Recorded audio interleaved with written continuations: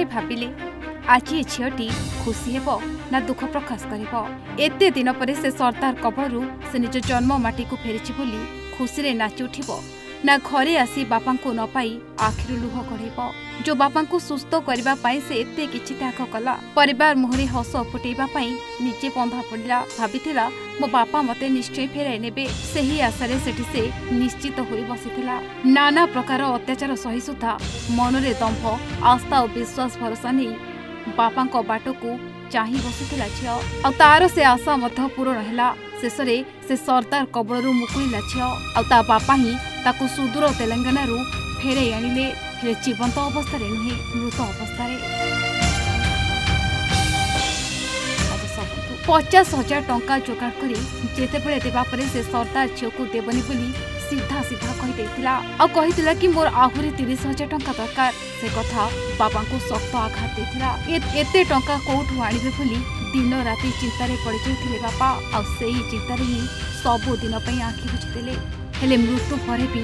तांकर शव सत्कार हैला नहीं से मृत देह को धरी रास्ता रे धारणा रे बसिले परिवार लोके शह शह गाड़ी मोटर रास्ता रे अटकी रहिला परिस्थिति जेतेबेले पूरा असंभल होई पड़िला शेषरे बाध्य होई बेलपड़ा तहसीलदार और थाना अधिकारी घटनास्थल रे पहुंची परिवार को रेडक्रॉस रु 10,000 टंका देवा सहित झियो को उद्धार करने सहित परिवार 2 जन को पाठ पढ़ाइबा पई प्रतिश्रुति देथिले आ शेषरे प्रशासन तार कथा रक्षा करी तेलंगाना रु बंधा पड़िथिबा झियो को उद्धार करी बलांगीर शिशु मंगल समिति को हस्तांतर करबा सह पुंखानुपुंख तदंत करुथबा देखिबाकू मिलिछि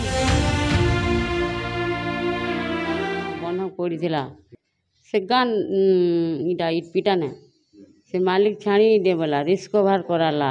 आरु खाबार पीबार असुविधा कला आज्ञा हेतिर लगी मोर भाई के हॉस्पिटल रखले नहीं बचला घर के आनला के अनुसार मरीगला पैसा पतर फिला सरुन तापर जे तो झील को पठे दे मोरे घर को नेले इने बांधी दी मोबाइल ए दृश्य को देखिबा परे समस्त कहउछंती बंचिला अवस्था रे सिना बापा झियो को फेरै आनी पारि नथिला हेले मृत अवस्था रे बापांकर सब ही झियो को फेरै आनी पारिला बलांगीर जिलार एक घटना पूरा राज्य में चांचल्य खेलाइथिबा परे दीर्घ दिन परे झियो सेठारु मुकुलिछि हेले मुकुलिले कोन हेबो जो बापा पई से एते बड़ त्याग करथिला से बापा को से केबे हेले देखि पारिबनी मिलिथिबा सूचना अनुसार बलांगीर जिला बेलपड़ा थाना सुलकेड़ा गाँव कान्हू मल्लिक तेलंगाना को इटा गड़ाक जाइथिबा परे तांको देह असुस्थ होबारु ताको सुलकेड़ा पठाई देबा सहित पैना लेथिबा 80,000 टंका पई तांकर झियो को बंधक रखिथिला इटा भाटी मालिक कान्हू घर को फेरबा परे झियो को मुकुलिबा पई टंका जोगाड़ करू करू तांकर देह अधिक असुस्थ हो जाइथिबा परे 50,000 टंका जोगाड़ करी पठाइथिले हेले इटा भाटी मालिक और 30,000 टंका पई ओडी बसिबारु चिंतारे आखि बुझिथिले बापा एहापरे किछि स्वेच्छासेवी सहित सब रखी परिवार लोके धारणा देबा परे तांको झियो सेठारु मुकुली पारिछि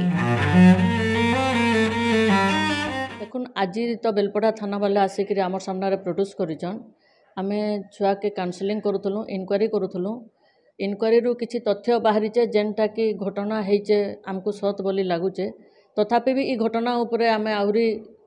जतकी सम्यक बाबद रे जानिछु आहुरी इतार तदंत करमु आमे जितकी दूर संभव आहुरी जदि आमको तदंत रु मिलला कि घटनाटा सत तार उपरे सीडब्ल्यूसी कार्यानुष्ठान नबा आमे तदंत कला परे उते उच्च स्तरीय कमिटी तो हेबा कथा किंतु हो नाही केउ केउ दलाल माने स्वार्थ पाई सेटा करूछंती सेटा को what is the truth find there's सेटा आमे इन्वेस्टिगेशन करी समस्त मीडिया भाई माने आउ प्रशासन पुलिस सबू कथा होची पुलिस ठाने जो कथा रद्द कर दिया जाउची सेटा किछि तथ्य आसी पारिबा हाँ इनक्वारी कर सारा पर आम किछिटा पदक्षेप नापी आम छुआर बेस्ट इंटरेस्ट पाई आम पदक्षेप नेब ए घटना एते हृदय विदारक जे समस्त को मर्माहत करिछि बलांगीर मुना कोडंक रिपोर्ट ओडिशा भास्कर।